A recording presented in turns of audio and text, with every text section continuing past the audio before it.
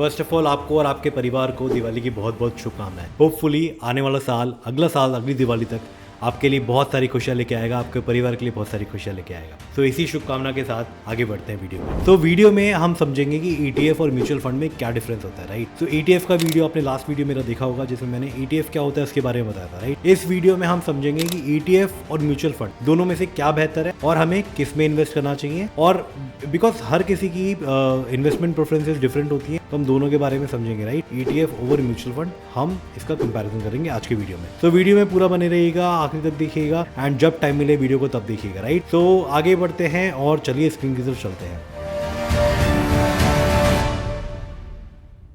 हम स्क्रीन की तरफ आ चुके हैं और यहाँ पे हमने कंपैरिजन निकाला हुआ है ETF और म्यूचुअल फंड का, राइट। सो ETF और म्यूचुअल फंड लगभग एक तरीके से काम करते हैं, दोनों ही स्टॉक की बास्केट में इन्वेस्ट करते हैं, राइट। वेटेज के हिसाब से इन्वेस्ट करते हैं। जैसे अगर म्यूचुअल फंड है, म्यूचुअल फंड में भी बहुत सारे स्टॉक्स होते हैं, मल्टीपल सेक्टर्स के स्टॉक होते हैं। ETF में भी सिमिलर एक्शन होता है, सिमिलर तरीके से बास्केट बना होता है और बहुत सारी अलग अलग इंडस्ट्रीज के यहाँ पे स्टॉक्स आपको मिलते हैं। Now there are meaningful differences जो हम डिस्कस कर लेते हैं कि एग्जैक्टली क्या है। तो ट्रेडिंग मैकेनिज्म क्या है? ट्रेडिंग मैकेनिज्म अगर देखें तो यहाँ पे ETF कहाँ पर ट्रेड होता है? ETF होता है लिस्टेड स्टॉक एक्सचेंजेस पे, NSE, BSE जैसे एक्सचेंजेस हैं, यहाँ पर ट्रेड होता है प्रॉपरली। जैसे स्टॉक ट्रेड होता है वैसे ही ETF ट्रेड होता है आपका। Mutual fund on the other hand, mutual fund में क्या होता है? आपको directly from the mutual fund company by करना होता है। ब्रोकर्स आपको ऑप्शन देते हैं या फिर आपके पास पेटीएम मनी या फिर ET मनी जैसी ऐप्स हैं जहाँ पर आप जाके म्यूचुअल फंड बाय कर सकते हैं। सो ये एक्सचेंजेस पे ट्रेड नहीं होते, लेकिन ब्रोकर और कुछ जो म्यूचुअल फंड सेल करते हैं कंपनीज, वो आपको वहाँ से आप म्यूचुअल फंड बाय कर सकते हो, राइट। अब लिक्विडिटी की इसमें ज़्यादा होती है। लिक्विडिटी मोर लिक्विड कौन सा होता है? ETF होता है, बिकॉज ये कभी भी आप बाय और सेल कर सकते हो ड्यूरिंग दी मार्केट आवर्स। दिन में 9:15 बजे से 3:30 बजे तक जब भी मार्केट चालू रहता है, स्टॉक मार्केट अगर चालू रहता है, आप ETF को बाय और सेल कर सकते हो। ये लेस फ्लेक्सिबल होता है। जो म्यूचुअल फंड है हमारा वो लेस फ्लेक्सिबल होता है। क्यों? क्योंकि ट्रांजैक्शन एक ही बार दिन में प्रोसेस होता है। आफ्टर मार्केट आवर्स आपको NAV जनरेट होती है इसमें। मैनेजमेंट स्टाइल क्या है? प्राइमरीली पैसिव मैनेज्ड होता है, क्योंकि ये ऑफन जो इसकी ट्रैकिंग मैकेनिज्म होता है, ये किसी ना किसी इंडेक्स को रेप्लिकेट कर रहा होता है, किसी ना किसी एसेट क्लास को रेप्लिकेट कर रहा होता है। जैसे फार्मा कंपनीज को रेप्लिकेट कर रहा होगा सारी, तो जो फार्मा बीज है उसको रेप्लिकेट कर रहा होगा इंडेक्स है, या फिर मिड कैप इंडेक्स उसको रेप्लिकेट कर रहा होगा, स्मॉल कैप इंडेक्स उसको रेप्लिकेट कर रहा होगा, निफ्टी 50 इसको रेप्लिकेट कर रहा होगा, गोल्ड है उसको रेप्लिकेट कर रहा होगा, सिल्वर है उसको रेप्लिकेट कर रहा होगा। तो ऐसे ऐसे ETF आपके बने होते हैं जो पैसिवली मैनेज होते हैं, क्योंकि इनको एक एसेट क्लास को रेप्लिकेट करना होता है। यहाँ पे क्या होता है? म्यूचुअल फंड में एक्टिवली मैनेज होते हैं, इसलिए यहाँ पे जो एक्टिवली फंड मैनेज करते हैं, मैनेजर्स बहुत सारे होते हैं, इसलिए उनको सैलरी देनी पड़ती है, उनके मैनेजमेंट फीस होती है, इसलिए यहाँ पे थोड़ा ज़्यादा मैनेजमेंट फीस वगैरह आपको जाता है। जो इन्वेस्टमेंट मिनिमम कितना होता है? सो टिपिकली इसमें क्या होता है? It requires the purchase of at least 1 unit.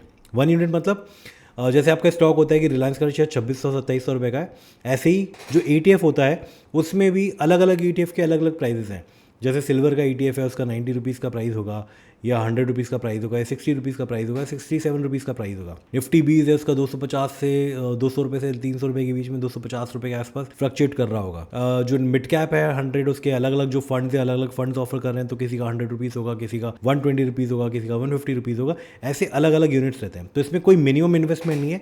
20 रुपये, 10 रुपये, 5 रुपये, 50 रुपये, 100 रुपये, तो ऐसे ऐसे आपके इंडेक्स फंड्स होते हैं, ऐसे ऐसे आप इसमें इन्वेस्टमेंट कर सकते हो। पर यूनिट आपको खरीदना पड़ता है, एक यूनिट, सिंगल यूनिट आप खरीदना पड़ेगा। बट अगर आप म्यूचुअल फंड में आ पाओ तो म्यूचुअल फंड में आपको मिनिमम इन्वेस्टमेंट जो होता है 4 SIPs 500 रुपीज़ होता है, एंड लमसम इन्वेस्टमेंट अगर आप करो तो 5000 रुपये मिनिमम आपका इसमें चलता है। नाउ एक्सपेंस रेशियो की बात करें, तो यहाँ पे लोअर होते हैं बिकॉज पैसिवली मैनेज होते हैं। जैसे हमने कहा कि इसको फंड्स को रेप्लिकेट करना होता है, गोल्ड को रेप्लिकेट करना होता है, सिल्वर को रेप्लिकेट करना होता है, तो इसमें इन्वेस्टमेंट डिसीजंस की इतनी ज़्यादा ज़रूरत नहीं पड़ती, तो इसलिए मैनेजमेंट फीस यहाँ पे कम होती है, मैनेजमेंट कम होता है, उनको जो सैलरी जाती है वो कम होती है, इसलिए यहाँ पे ओवरऑल एक्सपेंस रेशियो यहाँ पे कम होता है। बट अगर हम म्यूचुअल फंड की बात करें तो ये एक्टिवली मैनेज्ड होते हैं, राइट। इनमें हायर एक्सपेंस रेशियो होता है, क्योंकि यहाँ पे आपको जो फंड मैनेजर्स होते हैं वो बहुत सारे होते हैं, उनको रिसर्च करनी होती है, तो उनको आपको सैलरीज देनी है, उनका एक्सपेंस रेशियो यहाँ पे कुछ ज़्यादा होता है। सो ये हमने बेसिक डिफरेंस यहाँ पे समझ लिया। अब हम क्या करते हैं? हम यहाँ पे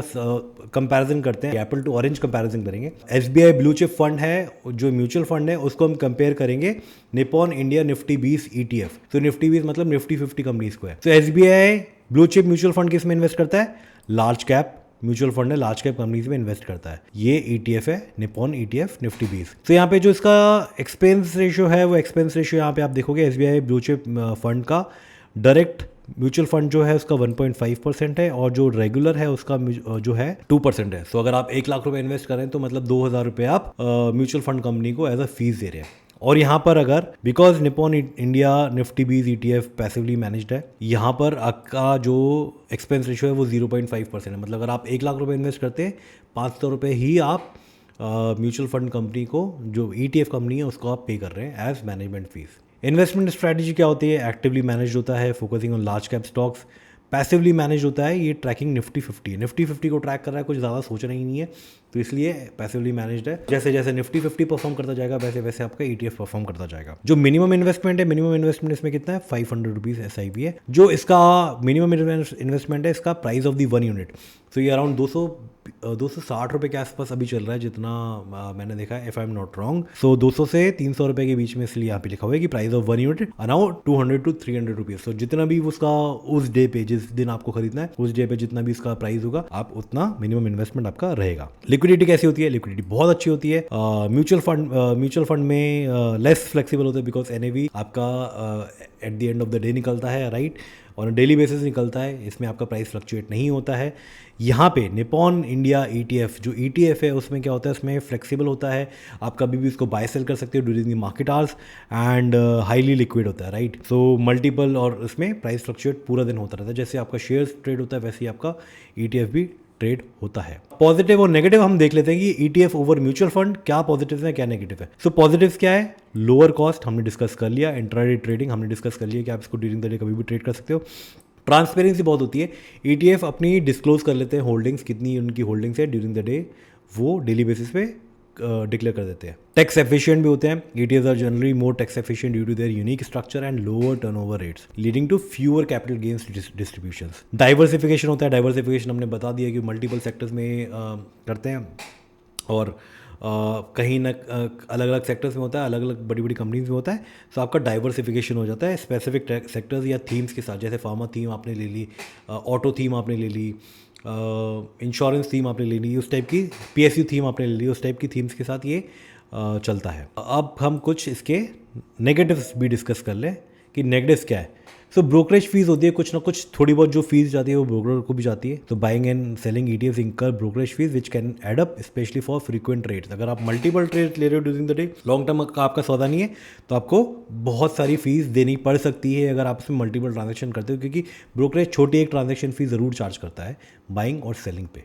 सो ड्यूरिंग द डे जो इसमें मार्केट रिस्क है, मार्केट रिस्क बहुत ज़्यादा नहीं होता बिकॉज ये स्टॉक्स को जो बड़े बड़े डिपेंड ऑन द फंड। अगर आपका निफ्टी 50 है तो बहुत ज़्यादा आपका मूवमेंट नहीं आएगा, मिड कैप है तो थोड़ा ज़्यादा मूवमेंट आ सकता है, स्मॉल कैप है तो थोड़ा ज़्यादा मूवमेंट आ सकता है।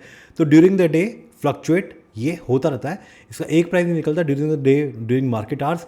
जैसे जैसे शेयर ट्रेड होता है वैसे वैसे आपका ETF भी ट्रेड होता है। Since ETFs are traded on the exchange, their prices can fluctuate based on the market demand which may not always reflect the underlying asset value. हमें पता है कि मार्केट डिमांड के बेसिस पे, सप्लाई एंड डिमांड के basis पे prices fluctuate होते हैं हर एसेट क्लास के, उसी तरीके से ETF के भी होते हैं। लेस सपोर्ट मतलब ETF में not offer the same level of investor support and advice that some mutual funds provide, especially actively manage funds, because यहाँ पे कोई एक्टिव मैनेजर्स नहीं है, एक्सचेंज ट्रेडेड फंड है, तो आपको कोई दिक्कत आ रही है, आपको कोई समझना है उस फंड के बारे में, हो सकता है आपको वो वाला सपोर्ट ना मिले जो आपको म्यूचुअल फंड में मिले। And complexity for new investors understanding the trading mechanics of ETFs might be more complicated compare to the straightforward nature of mutual fund. मुझे ये पॉइंट ज़्यादा समझ में नहीं आया बिकॉज जिसको स्टॉक मार्केट समझ में आता है उसको ETF समझ में आएगा ही आएगा। तो ये था ओवरऑल बेसिक डिफरेंस अगर हम बात करें म्यूचुअल फंड और ETF के बारे में। तो अगर मेरी पर्सनल ओपिनियन लोगे तो मेरा जो पर्सनल ओपिनियन है, मैं ETF की तरफ जाना चाहूँगा बिकॉज ETF में मुझे फ्लेक्सिबिलिटी रहती है, मुझे कौन से फंड में इन्वेस्ट करना है, कब इन्वेस्ट करना है, कितना इन्वेस्ट करना है, कितने अमाउंट के साथ इन्वेस्ट करना है। वहाँ पे मेरे पास एक बहुत सारा ऑप्शंस है, plethora of options are there, जहाँ पे जिसमें से मैं चूज़ करके इसमें इन्वेस्टमेंट कर सकता हूँ। म्यूचुअल फंड में ऑन द अदर हैंड मुझे थोड़ी इन्फॉर्मेशन कम मिलती है, इन द सेंस कि मुझे किस में जाना चाहिए, कौन से म्यूचुअल फंड में जाना चाहिए, उसमें कौन कौन से स्टॉक्स हैं, वो शायद मेरे लिए पर्सनली समझना बड़ा थोड़ा सा ईजी नहीं रहता। मुझे ETF ज़्यादा समझ में आता है। म्यूचुअल फंड थोड़ा अच्छा कैसे हो जाता है, क्योंकि आप ETF ना आपके ब्रोकर के, जैसे आपका शेयर ट्रेड होता है वैसे आपका ETF भी ट्रेड होता है। तो कई बार ज़्यादा लिक्विडिटी होना वो भी आपको भारी पड़ सकता है बिकॉज आपके जब भी आप सेल करना चाहो वो सेल कर सकते हो। तो कई बार आप जो लॉन्ग टर्म होल्ड करना चाहते हो चीज़, वो लॉन्ग टर्म होल्ड नहीं कर सकते बिकॉज आपके पास लिक्विडिटी अवेलेबल है। आपको लग रहा है आपका सेंटीमेंट्स अगर चेंज हो रहे हैं, आप क्विकली एक्सचेंज पे जाओगे, ब्रोकर अकाउंट खोलोगे, क्विकली अपना ETF सेल कर दोगे अगर आपको लगता है कि यहाँ से मार्केट क्रैश करेगा। म्यूचुअल फंड में वो चीज़ नहीं है। म्यूचुअल फंड में कहीं ना कहीं वो डिले हो जाती है चीज़, और आपके जो उस टाइम सेंटीमेंट्स होते हैं, उस टाइम जो इमोशंस होते हैं, वो आपको टेक ओवर नहीं करते, एंड आप कहीं बारी जो आपको डिसीजन नहीं लेना चाहिए वो आप अवॉइड कर देते हो म्यूचुअल फंड में, राइट। एंड वो चीज़ ETF में बिकॉज शेयर्स की तरह रेट होते हैं, तो आप उसको मल्टीपल ट्रांजेक्शन्स करोगे, सब कुछ करोगे, तो बहुत ज़्यादा एक्टिवली आप उसको मैनेज करना लग जाओगे। तो इसका मुझे सबसे बड़ा ड्रॉबैक यही लगता है कि आप एक्टिवली मैनेज करोगे बहुत ज़्यादा ETF को, म्यूचुअल फंड को उसका इतना एक्टिवली मैनेज नहीं करोगे। बिकॉज मेरे भी कई सारे म्यूचुअल फंड्स हैं जो बहुत सालों के पुराने रखे हुए हैं और वो अभी तक बढ़ते जा रहे हैं।